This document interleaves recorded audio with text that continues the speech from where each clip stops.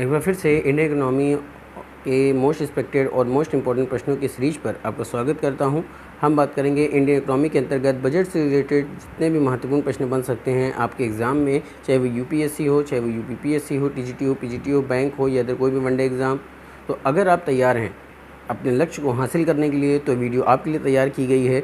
फटाफट से चैनल को सब्सक्राइब कर दें, बेल आइकन ऑन कर दें ताकि वीडियो की अपडेट आपको लगातार मिलती रहे। चलिए शुरू करते हैं। तो आज का पहला महत्वपूर्ण प्रश्न क्या है कि इंडिया सेमीकंडक्टर मिशन 2.0 का जो मुख्य व्यापक उद्देश्य है वो क्या है। आपका विकल्प कह रहा है कृषि निर्यात को बढ़ावा देना, सेमीकंडक्टर इकोसिस्टम को मजबूत करना, तीसरा कह रहा है केवल बैंकिंग सुधार और चौथा कह रहा है केवल टूरिज्म को बढ़ाना। प्रश्न क्या है कि इंडिया सेमीकंडक्टर मिशन 2.0 का मुख्य उद्देश्य क्या है। तो आपको बता दें दोस्तों, इंडियन सेमीकंडक्टर मिशन 2.0 का जो मुख्य व्यापक उद्देश्य है वो क्या है, तो वो है सेमीकंडक्टर इकोसिस्टम को मजबूत बनाना। क्या है दोस्तों? सेमीकंडक्टर इकोसिस्टम को मजबूत करना, जो कि बी विकल्प में दे रहा है। तो B is the right answer for this question और ये क्या हो जाएगा, इंपॉर्टेंट हो जाएगा। अगला महत्वपूर्ण प्रश्न क्या है? अगला महत्वपूर्ण प्रश्न क्या पूछ रहा है कि हाई स्पीड रेल कॉरिडोर को बजट 2026 में व्यापक रूप से किस दृष्टिकोण से देखा गया है। प्रश्न क्या है कि हाई स्पीड रेल कॉरिडोर को बजट 2026-27 में व्यापक रूप से किस दृष्टिकोण से देखा गया है। आपका विकल्प कह रहा है केवल पैसेंजर ट्रांसपोर्ट, दूसरा कह रहा है ग्रोथ कनेक्टर्स, तीसरा कह रहा है केवल डिफेंस कॉरिडोर और चौथा कह रहा है केवल टूरिज्म कॉरिडोर्स। ध्यान से देखना है और विकल्पों के आधार पर उत्तर लगाने का प्रयास करना है। तो दोस्तों, हाई स्पीड रेल कॉरिडोर को बजट 2026-27 में व्यापक रूप से जिस दृष्टिकोण से देखा गया है वो दृष्टिकोण कौन सा है? Growth connectors. क्या है? Growth connectors. तो आपका उत्तर क्या हो जाएगा? बी विकल्प प्रश्न का सही उत्तर हो जाएगा। B is the right answer for this question. अगला महत्वपूर्ण प्रश्न क्या है? अगला महत्वपूर्ण प्रश्न है कि बजट 2026-27 में कृषि क्षेत्र में एआई के उपयोग से संबंधित पहल कौन सी है। आपको विकल्प कह रहा है भारत विस्तार, दूसरा है कृषि नेट, तीसरा है भारत कृषि ग्रिड और चौथा कह रहा है कि एग्री एआई मिशन। तो बजट 2026-27 में कृषि क्षेत्र की बात करें तो एआई के उपयोग से संबंधित पहल कौन सी है। क्या कह रहा है? कृषि क्षेत्र में जो एआई का उपयोग किया जाता है उससे संबंधित पहल कौन सी है। तो आपको बता दूं कि बजट 2026-27 में कृषि क्षेत्र में एआई के उपयोग से संबंधित जो पहल है वो है भारत विस्तार। क्या है दोस्तों? भारत विस्तार। तो आपका उत्तर हो जाएगा ए विकल्प। तो A is the right answer for this question और ये क्या हो जाएगा, इंपॉर्टेंट हो जाएगा। अगला प्रश्न क्या है? अगला महत्वपूर्ण प्रश्न है कि भारत विस्तार का जो प्रमुख उद्देश्य है वो किससे संबंधित है। आपका विकल्प है किसानों के लिए एआई आधारित कृषि सूचना और सहायता से संबंधित है, केवल अर्बन हाउसिंग से संबंधित है, केवल एक्सपोर्ट फाइनेंसिंग से संबंधित है या फिर बैंकिंग रेगुलेशन से संबंधित है। तो भारत विस्तार का जो प्रमुख उद्देश्य है वो किससे संबंधित है। तो आपको बता दूं कि भारत विस्तार का जो प्रमुख उद्देश्य है वो किससे संबंधित है? किसानों के लिए एआई आधारित कृषि सूचना और सहायता से संबंधित है। तो आपका उत्तर क्या हो जाएगा? ए विकल्प प्रश्न का सही उत्तर है। तो A is the right answer for this question और ये क्या होगा, इंपॉर्टेंट हो जाएगा। अगला प्रश्न दिया है दोस्तों, बजट 2026-27 के संदर्भ में जो इनकम टैक्स एक्ट है वो 2025 का प्रभावी होना किस वर्ष से संबंधित है। प्रश्न क्या है कि बजट 2026-27 के संदर्भ में इनकम टैक्स एक्ट 2025 का प्रभावी होना किस वर्ष से संबंधित है। आपका विकल्प कह रहा है कि tax year 2025-26, tax year 2026-27, tax year 2027-28 या फिर टैक्स ईयर 2028-29। तो इस प्रश्न का सही उत्तर है कि बजट 2026-27 के संदर्भ में इनकम टैक्स एक्ट 2025 का जो प्रभावी होना है वो किस वर्ष से संबंधित है। तो वो वर्ष है प्यारे दोस्तों टैक्स ईयर 2026-27। याद रखिएगा, टैक्स ईयर 2026-27। तो B is the right answer for this question और ये क्या हो जाएगा, इंपॉर्टेंट हो जाएगा। ऐसे ही महत्वपूर्ण प्रश्नों को प्राप्त करने के लिए चैनल से बने रहें। अगला महत्वपूर्ण प्रश्न पे है दोस्तों कि निम्न में से कौन सा बजट है जो 2026-27 की टैक्स पॉलिसी की व्यापक दिशा को सबसे बेहतर दर्शाता है। निम्न में से कौन सा बजट 2026-27 की टैक्स पॉलिसी की व्यापक दिशा को सबसे बेहतर तरीके से दर्शाता है। आपका विकल्प है कॉम्प्लियंस को सरल बनाना, टैक्स एडमिनिस्ट्रेशन में सुधार, कस्टम्स रिलेशनिज्म में सुधार, या फिर उपर्युक्त सभी। क्या कह रहा है? कॉम्प्लियंस को सरल बनाना, टैक्स एडमिनिस्ट्रेशन में सुधार, कस्टम्स रेशनलाइजेशन, या फिर उपर्युक्त सभी।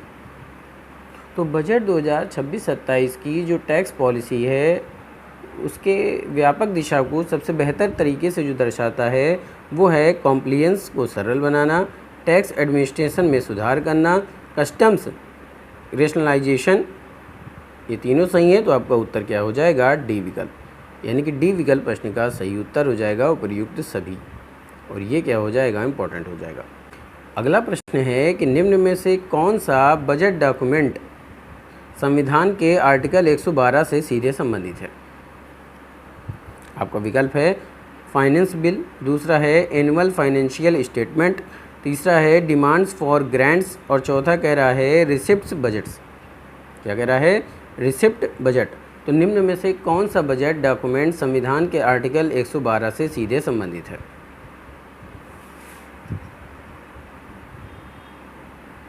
तो ये संबंधित है एनुअल फाइनेंशियल स्टेटमेंट से। बात समझ में आ गई दोस्तों? किससे संबंधित है? एनुअल फाइनेंशियल स्टेटमेंट से ये संबंधित है। तो आपका उत्तर हो जाएगा बी विकल्प। तो B is the right answer for this question. और ये क्या हो जाएगा? इंपॉर्टेंट हो जाएगा। अगला महत्वपूर्ण प्रश्न आपसे क्या पूछ रहा है कि बजट डॉक्यूमेंट्स के संदर्भ में निम्नलिखित में से कौन सा कथन सही है? एनुअल फाइनेंशियल स्टेटमेंट की बात करें तो ये आर्टिकल 112 से संबंधित है। डिमांड फॉर ग्रांट्स की बात करें तो ये आर्टिकल 113 से संबंधित है। फाइनेंस बिल की बात करें तो आर्टिकल 110A से संबंधित है। तो बजट डॉक्यूमेंट के संदर्भ में निम्नलिखित में से कौन सा कथन सही है? आपको बताइए कौन सा सही? केवल पहला सही है, पहला दूसरा सही है, दूसरा तीसरा सही है, या फिर तीनों सही हैं? ध्यान से देखिए प्रश्न को। तो बजट डॉक्यूमेंट्स के संदर्भ में निम्नलिखित में से कौन सा कथन सही है? तो बात किया जाए एनुअल फाइनेंशियल स्टेटमेंट की तो 112 से संबंधित है, बिल्कुल सही है। डिमांड्स फॉर ग्रांट्स आर्टिकल 113 से संबंधित है। फाइनेंस बिल जो है ये 110A से संबंधित नहीं है।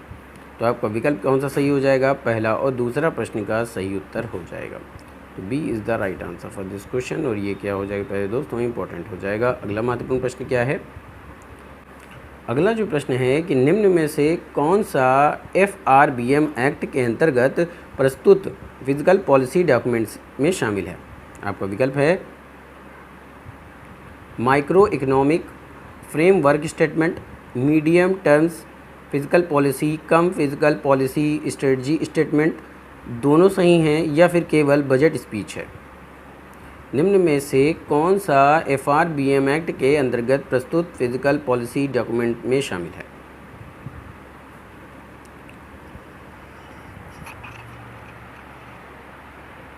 तो इस प्रश्न का सही उत्तर है दोस्तों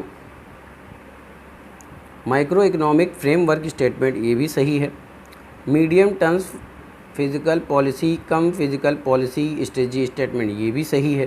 तो जब दोनों सही हैं तो आपका उत्तर क्या हो जाएगा? सी विकल्प, जिसमें दोनों दिया गया है, ए और बी स्टेटमेंट सही हैं। तो आपका उत्तर हो जाएगा सी विकल्प।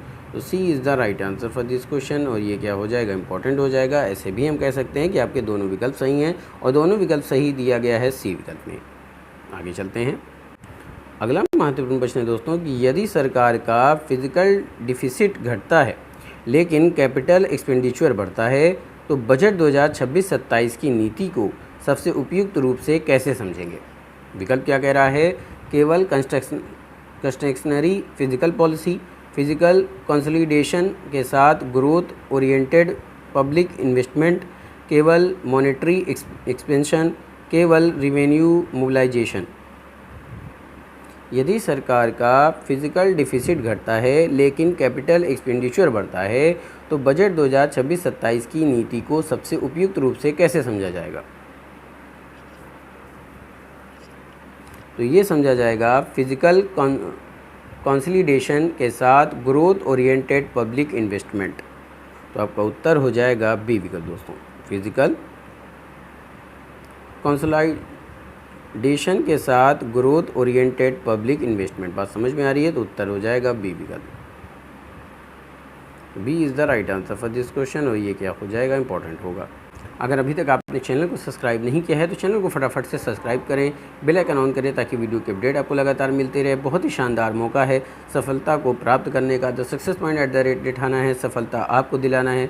The success point at the rate education का वो प्लेटफॉर्म है जो आपको हर महत्वपूर्ण प्रश्न से रूबरू कराता है, जो कि आपके एग्ज़ाम के सिलेबस भी होता है, एग्ज़ाम ओरिएंटेड भी होता है और आपके बेस और कॉन्सेप्ट को स्ट्रॉन्ग बनाता है, जिससे आप प्रीलिम्स और मेंस को आसानी से प्राप्त कर सकते हैं।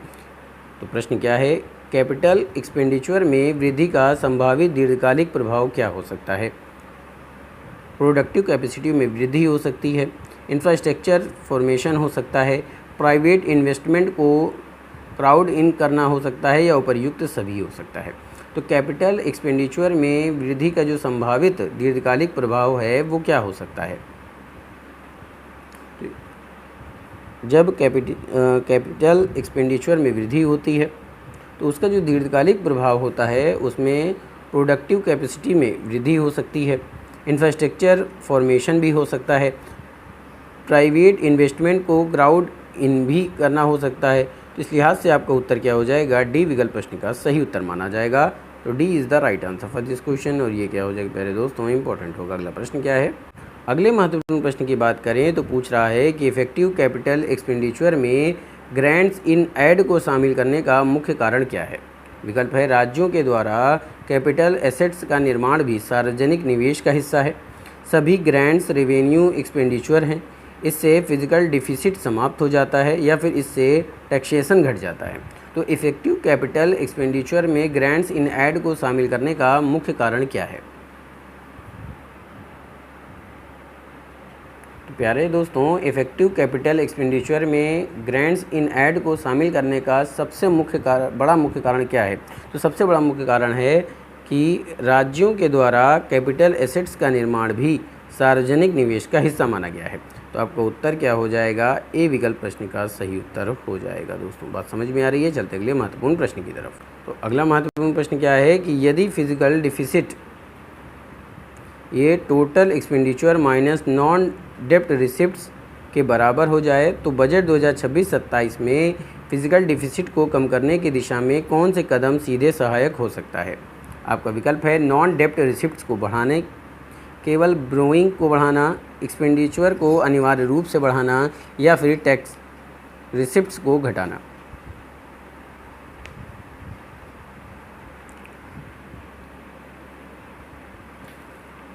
यदि फिजिकल डिफिसिट यानी कि टोटल एक्सपेंडिचर में अगर हम नॉन डेप्ट रिसिप्ट्स को घटा दें तो बजट 2026-27 में फिजिकल डिफिसिट को कम करने की दिशा में जो कदम सीधे सहायक हो सकता है वो कौन सा है। तो वो है नॉन डेप्ट रिसिप्ट को बढ़ाना। क्या हो सकता है, नॉन डेप्ट रिसिप्ट को बढ़ाना हो सकता है। तो आपको उत्तर हो जाएगा ए विकल्प। तो A is the right answer for this question, और ये इंपॉर्टेंट हो जाएगा। अगला प्रश्न क्या कह रहा है, अगला महत्वपूर्ण प्रश्न पूछ रहा है कि डेब्ट टू जीडीपी रेशियो में गिरावट का एक संभावित लाभ क्या है। आपका विकल्प है, इंटरेस्ट बर्डन के दबाव में कमी की संभावना। दूसरा कह रहा है कि ब्रोइंग की आवश्यकता हमेशा शून्य हो जाती है। तीसरा कह रहा है कि फिजिकल डिफिसिट स्वतः शून्य हो जाता है। चौथा कह रहा है कि इन्फ्लेशन हमेशा समाप्त हो जाती है।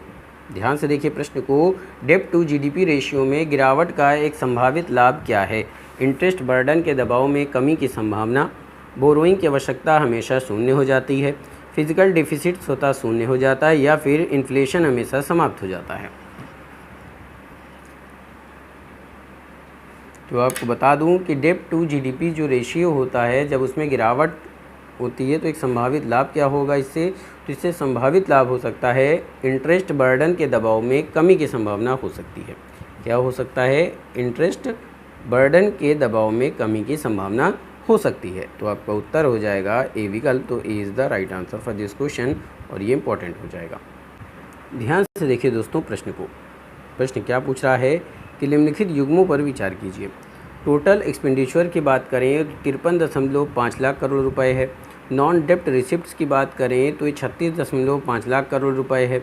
नेट टैक्स रिसिप्ट जो है ये 28.7 लाख करोड़ रुपए है। और ग्रॉस मार्केट बोरोइंग की बात करें तो 17.2 लाख करोड़ रुपए है। आपको बताना है कि इसमें सही युग्म कितने हैं, केवल एक सही है, केवल दो सही हैं, केवल तीन सही हैं, या फिर चारों सही हैं। ध्यान से देखिए प्रश्न को। तो अगर टोटल एक्सपेंडिचर की बात करें तो इसमें 53.5 लाख करोड़ अनुमानित किया गया है। नॉन डेप्ट रिसिप्ट्स की बात करें तो 36.5 लाख करोड़ रुपए अनुमानित किया गया है। नेट टैक्स रिसिप्ट्स की बात करें तो 28.7 लाख करोड़ रुपए लगभग अनुमानित किया गया है। ग्रॉस मार्केट बोरोइंग की बात करें तो 17.2 लाख करोड़ रुपए अनुमानित किया गया है। तो आपका उत्तर क्या हो जाएगा? डी विकल्प प्रश्न का सही उत्तर हो जाएगा। सभी चारों सही हैं, तो D is the right answer for this question. और ये क्या हो जाएगा प्यारे दोस्तों? इंपॉर्टेंट हो जाएगा। अगला प्रश्न क्या है? अगला महत्वपूर्ण प्रश्न आपसे पूछ रहा है कि निम्नलिखित में से कौन सा बजट 2026-27 में राजकोषीय घाटे की गणना के संदर्भ में सही है? किसके संदर्भ में? राजकोषीय घाटे के संदर्भ में। कुल व्यय में से अगर हम कुल उधारी को घटा दें, कुल व्यय में से अगर हम नॉन डेप्ट रिसिप्ट्स को घटा दें, या फिर राजस्व व्यय में से हम राजस्व प्राप्तियों को घटा दें, या फिर पूंजीगत व्यय से पूंजीगत प्राप्तियों को अगर घटा दें तो राजकोषीय घाटा प्राप्त होता है। तो अगर हम बजट 2026-27 की बात करें तो राजकोषीय घाटे की गणना किस संदर्भ में की जा सकती है, यानी कि घाटे की गणना को किस संदर्भ में सही आंका गया है? तो इसका सही उत्तर है कुल व्यय, यानी कि जब हम कुल व्यय में से यानी कि कुल खर्चे में से नॉन डेप्ट रिसिप्ट्स को घटा देते हैं तो हमें राजकोषीय घाटा प्राप्त होता है। यही राजकोषीय घाटे की गणना है। ठीक है, तो B is the right answer for this question. और ये क्या हो जाएगा? इंपॉर्टेंट हो जाएगा। बात समझ में आ गई दोस्तों? चलते अगले महत्वपूर्ण प्रश्न की तरफ। अगला महत्वपूर्ण प्रश्न क्या पूछ रहा है कि निम्नलिखित में से कौन सा बजट 2026-27 में कैपिटल एक्सपेंडिचर की प्रकृति को सबसे अच्छी तरह से दर्शाता है? केवल वेतन भुगतान को दर्शाता है, परिसंपत्तियों के निर्माण से संबंधित व्यय को दर्शाता है, केवल ब्याज भुगतान को दर्शाता है, या फिर केवल सब्सिडी भुगतान को दर्शाता है? तो निम्नलिखित में से कौन सा बजट 2026-27 में कैपिटल एक्सपेंडिचर की प्रकृति को सबसे अच्छी तरह से दर्शाता है? तो आपको बता दूं दोस्तों, बजट 2026-27 की बात करें तो कैपिटल एक्सपेंडिचर की प्रकृति को जो सबसे अच्छी तरह से दर्शाता है वो है परिसंपत्तियों के निर्माण से संबंधित व्यय। क्या हो जाएगा? परिसंपत्तियों के निर्माण से संबंधित व्यय। तो B is the right answer for this question. और ये क्या हो जाएगा प्यारे दोस्तों? इंपॉर्टेंट हो जाएगा। अगला महत्वपूर्ण प्रश्न क्या है? अगला महत्वपूर्ण प्रश्न है कि इफेक्टिव कैपिटल एक्सपेंडिचर को समझने के लिए निम्न में से कौन सा संयोजन सही है? विकल्प क्या कह रहा है कि revenue expenditure plus interest payments, capital expenditure plus capital assets creation के लिए grants in aid, tax revenue plus non tax revenue. चौथा कह रहा है कि physical deficit plus revenue deficit.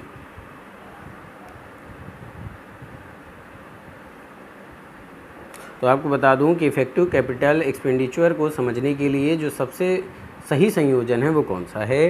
तो वो है capital expenditure, capital assets creation के लिए ग्रांट्स इन एड।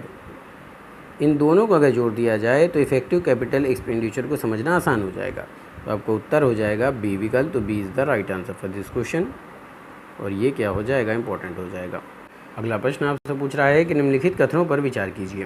पहला कह रहा है कि फिजिकल डिफिसिट में कमी फिजिकल कंसोलिडेशन को दर्शा सकती है, कैपिटल एक्सपेंडिचर में वृद्धि जो है वो प्रोडक्टिव कैपेसिटी को बढ़ा सकती है, फिजिकल कंसोलिडेशन का अर्थ सरकार द्वारा सभी प्रकार के व्यय को समाप्त करना है। तो सही उत्तर क्या होगा? तो अगर बात किया जाए फिजिकल डिफिसिट में जो कमी है वो कंसोलिडेशन को दर्शा सकती है, बिल्कुल सही है। कैपिटल एक्सपेंडिचर में जो वृद्धि है प्रोडक्टिव कैपेसिटी को बढ़ा सकती है, ये भी सही है। लेकिन फिजिकल कंसोलिडेशन का जो अर्थ है वो सरकार के द्वारा सभी प्रकार के व्यय को समाप्त करना है, तो ये नहीं है। तो पहला सही है और दूसरा सही है। आइए देखते हैं कौन से विकल्प में दे रहा है। तो पहला दूसरा सही था, तो आपका उत्तर दे रहा है बी विकल्प में। यही आपका उत्तर हो जाएगा। तो B is the right answer for this question. और ये क्या हो जाएगा प्यारे दोस्तों? इंपॉर्टेंट हो जाएगा। अगला महत्वपूर्ण प्रश्न क्या है? अगला जो प्रश्न है प्यारे दोस्तों कि निम्नलिखित में से कौन सा बजट 2026-27 की ग्रोथ स्ट्रेटजी का हिस्सा है? Infrastructure investment, manufacturing promotion, strategic frontier sector पर जोर, या फिर पब्लिक कैपिटल एक्सपेंडिचर। ये चार कथन दिए गए हैं। आपको बताना है कि बजट 2026-27 की ग्रोथ स्ट्रेटजी का हिस्सा कौन सा है।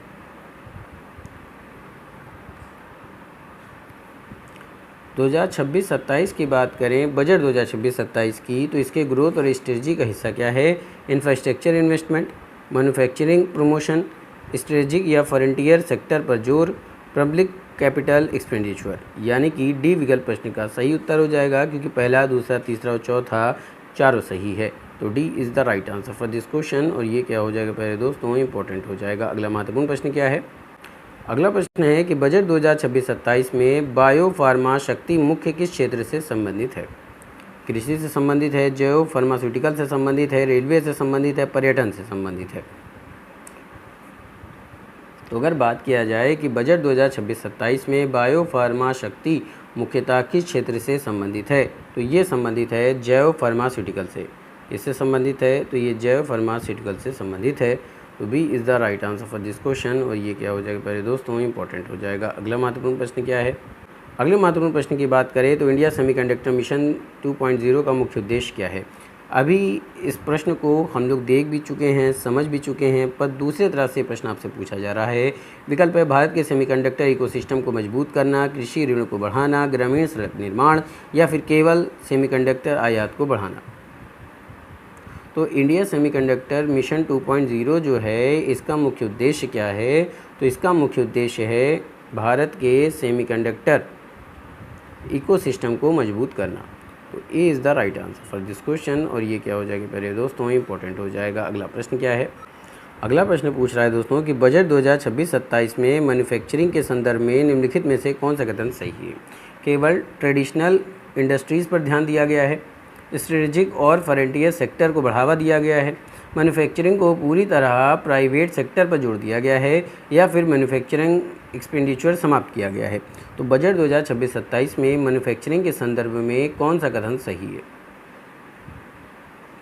तो अगर दोस्तों बात किया जाए बजट 2026-27 की, इसमें मैन्युफैक्चरिंग के संबंध में कौन सा कथन सही है, तो मैन्युफैक्चरिंग के संबंध में जो कथन सही है वो है स्ट्रेटेजिक और फ्रंटियर सेक्टर को बढ़ावा दिया गया है। तो आपका उत्तर क्या हो जाएगा? बी विकल्प प्रश्न का सही उत्तर हो जाएगा।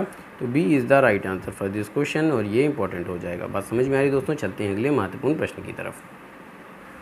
अगला महत्वपूर्ण प्रश्न क्या है कि बजट 2026-27 में भारत विस्तार किससे संबंधित है? रक्षा उत्पादन से संबंधित है, एआई आधारित कृषि सहायता और सूचना से संबंधित है, रेलवे आधुनिकीकरण से संबंधित है, या फिर बैंकिंग सुधार से संबंधित है। बहुत ही शानदार प्रश्न दोस्तों, बहुत ही मज़ा आया आज के सेशन में। बिल्कुल भी मिस नहीं करना, वीडियो को शुरुआत से अंत तक देखना है। अगर आप सफल होना चाहते हैं, किसी भी कॉम्पिटिटिव एग्ज़ाम को क्रैक करना चाहते हैं, तो इस चैनल से जुड़िए, अपने लक्ष्य को हासिल करिए। बजट 2026-27 में भारत विस्तार किससे संबंधित है? तो ये संबंधित है एआई आधारित कृषि सहायता और सूचना से संबंधित है। तो B is the right answer for this question. और ये क्या हो जाएगा पहले दोस्तों, इंपॉर्टेंट हो जाएगा। अगला महत्वपूर्ण प्रश्न क्या है? अगला महत्वपूर्ण प्रश्न है कि बजट 2026-27 में हाई स्पीड रेल कॉरिडोर को किस व्यापक भूमिका के साथ देखा गया है? आपका विकल्प है केवल पर्यटन, केवल यात्री परिवहन, ग्रोथ कनेक्टर्स, या फिर केवल माल परिवहन। तो बजट 2026-27 में हाई स्पीड रेल कॉरिडोर को जिस व्यापक भूमिका के साथ देखा गया है वो कौन सा है? तो वो है ग्रोथ कनेक्टर्स। किस रूप में देखा गया है? ग्रोथ कनेक्टर्स के रूप में देखा गया है बजट 2026-27 में हाई स्पीड रेल कॉरिडोर को। तो आपका उत्तर क्या हो जाएगा? सी विकल्प प्रश्न का सही उत्तर हो जाएगा। तो C is the right answer for this question. आज के सेशन में आपने कितने सही महत्वपूर्ण प्रश्नों के उत्तर दिए हैं? फटाफट से कमेंट में ज़रूर बताइएगा। आज का सेशन आपको कैसा लगा, इसका भी जवाब कमेंट में दीजिएगा। अगर आपको कोई सुझाव है तो आप अपना सुझाव भी दे सकते हैं। ऐसे ही शानदार महत्वपूर्ण प्रश्नों को प्राप्त करने के लिए चैनल से बने रहिए। मेरी उम्मीद है कि आप सब पढ़ रहे होंगे, इसी तरह से मेहनत करते रहिए। मेरी ईश्वर से प्रार्थना है कि आपका सिलेक्शन हो। फिर से मुलाकात होगी शानदार प्रश्नों के साथ इसी चैनल पर। तब तक के लिए थैंक यू। जय Hind. Wish you all the best.